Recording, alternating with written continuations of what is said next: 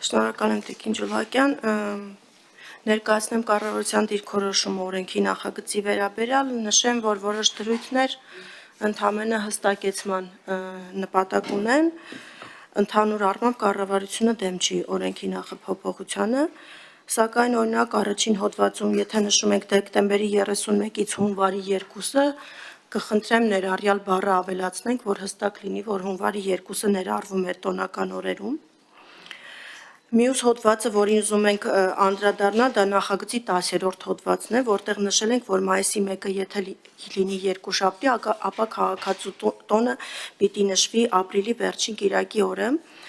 սակայն օրենքի ներկայիս կարգավորումը շատ ավելի հստակ է, ասում է, եթե մայիսի 1-ը շաբաթ օր է, ապա քաղաքացու օրը նշվում է ապրիլի վերջին կիրակին, եւ հենց 2027 թվականին մենք կունենանք այնպիսի իրավիճակ, որ մայիսի 1-ը կլինի շաբաթ օր եւ ապրիլի 24-ը կլինի շաբաթ օր, հետեւաբար շատ կարեւոր է, որ քաղաքացու տոնը ընկնի կիրակի օր, մենք առաջ ենք թողել այս նախկին կարգավորումը, կամ եթե համաձայն կլինեք, պարոն Նազարյան, ուղղակի հստակ քաղաքացու օր ֆիքսվի եւ այդ օրը նշվի, ինչպես հարմար կգտնեք։ Նաեւ հայ կինոյի օրը, որը տեղափոխվել էր ապրիլի 13-ին, իրականում ինքը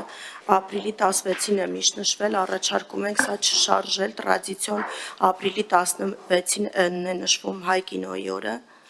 Նախագծի 15-րդ հոդվածում երկրապահ աշխարհազորային բառեր ունենք, որտեղ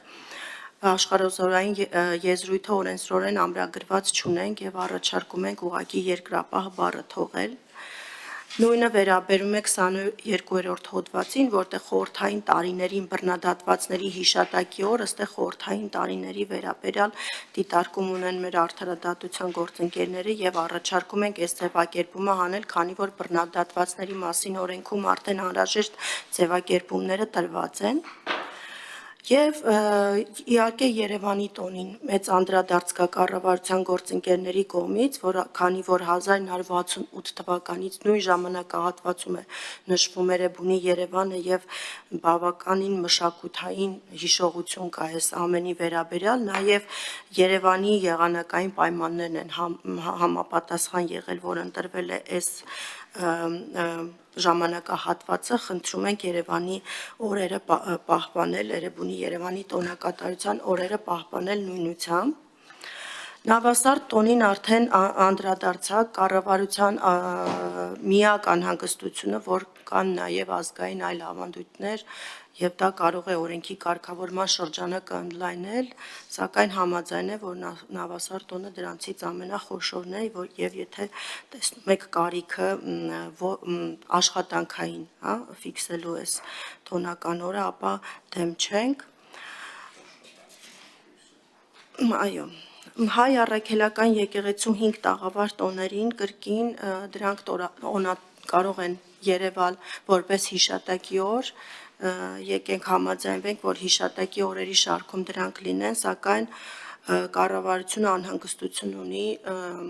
դրանք ոչ աշխատանքային դարձնելու առնչությամբ, քանի որ կարծում ենք, որ ֆինանսական գնահատական պետք է լիներ, տնտեսական գնահատական պետք է լիներ վերջինիս վերաբերյալ, միջազգային փորձը ցույց է տալիս, որ ՀՆԱ-ի վրա էական նշանակություն են ունենում ոչ աշխատանքային օրերը եւ կա վերլուծություն կառավարության կողմից, եթե հարմար կգտնեք, ապա մենք պնդելու ենք, որ դրանք լինեն աշխատանքային, նաեւ ձեր նախագծում ոչ աշխատանքային օրերի տեղափոխման դրույթը առաջարկում եք հանել,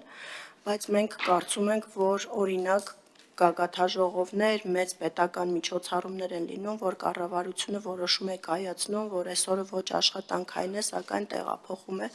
մենք ուզում ենք այս հնարավորությունը օրենքում պահպանել, որպեսզի եւ նույնը կվերաբերվի ազգային փոքրամասնությունների տոներին, եթե իրենք կուզենան իրենց տոնը լինի ոչ աշխատանքային, ապա կառավարությունը հնարավորություն ունենա դա տեղափոխելու, ինչ ենք սա նաև անում, քանի որ մասնավոր հատվածի հետ կարծում ենք սա քննարկելու կարիք կա, այստեղ տնտեսական մրցակցության նման պայմաններում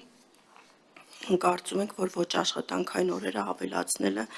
ճիշտ չի լինի կամ հստակ գնահատական պետք է ունենանք, թե դա տնտեսության վրա ինչպես կանդրադառնա։ Երևի այսքանը։